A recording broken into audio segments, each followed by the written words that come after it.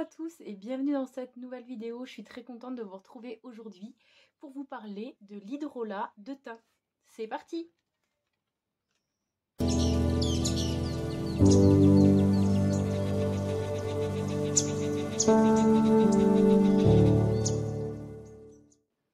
Avant de vous expliquer les propriétés et indications de l'hydrolat de thym, je voulais vous faire un petit point sur ce qu'est l'hydrolathérapie. Lorsque l'on distille une plante, on obtient deux résultats. Le premier résultat que vous connaissez tous, ce sont les huiles essentielles, qui contiennent beaucoup de molécules actives, qui sont très efficaces, mais qui doivent être utilisées avec précaution car elles comportent beaucoup de contre-indications. Le deuxième résultat, c'est donc l'eau florale, que l'on appelle aussi hydrolat, qui contient très peu d'huile essentielle, mais qui est très intéressant en termes de propriétés. Tout comme les huiles essentielles, les hydrolats ont des indications particulières en fonction de l'hydrolat que vous choisissez. Aujourd'hui, on va donc parler de l'hydrolat de thym. Et vous allez voir que vous allez retrouver les mêmes propriétés que l'huile essentielle. Sauf que, grâce à l'hydrolathérapie, on va pouvoir l'utiliser chez tout le monde, même chez les enfants, chez les personnes polymédiquées également. C'est parti! Avant toute chose, il faut savoir qu'il existe plusieurs variétés de thym.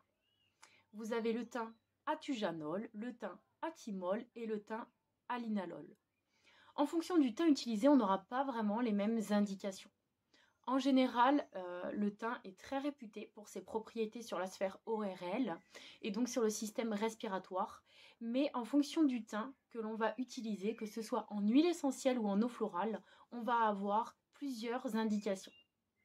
Aujourd'hui, je vais vous parler des différents thym, les différentes indications de chaque thym sous forme d'hydrolat.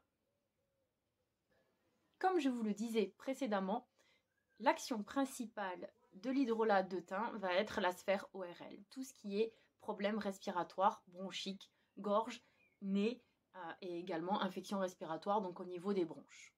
Concernant le thym allinalol, il a des propriétés intéressantes pour les mycoses, également pour tous les problèmes de peau infectieux, acné, furoncles.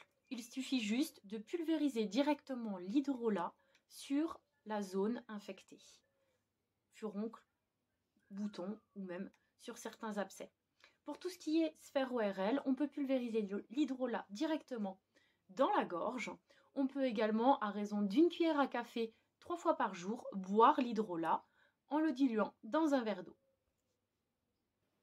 Concernant le thym athymol et le thym athujanol, ils sont beaucoup plus puissants en termes d'anti-infectieux. On peut l'utiliser pour tout type d'infection. Infection urinaire, infection intestinale, infection bronchique.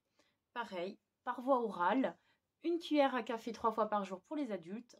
Pour les enfants, une cuillère à café 1 fois par jour suffit, quelle que soit l'infection. On peut évidemment boire des infusions de thym ou appliquer l'hydrolat directement sur la peau en cas d'infection cutanée. Comme vous l'aurez compris, vous pouvez donc utiliser les hydrolats chez tout le monde. Moi, j'utilise les hydrolats également chez mon chien.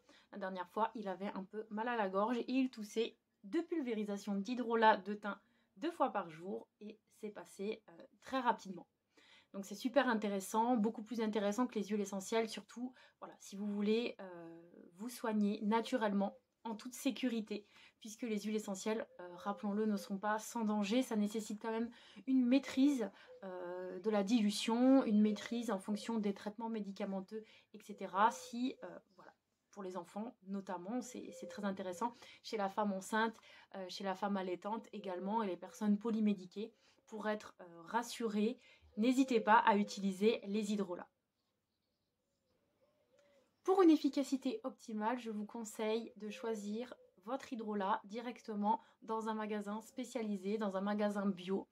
Choisir un hydrolat bio, bien regarder l'espèce qui a été distillée sur votre flacon, c'est très important pour être sûr que la distillation soit complète et non diluée.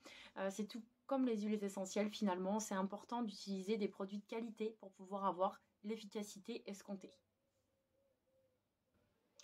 Concernant les modalités d'utilisation et les modalités de conservation, une fois ouvert, donc le flacon en général doit se conserver au réfrigérateur, à l'abri de la lumière et de la chaleur.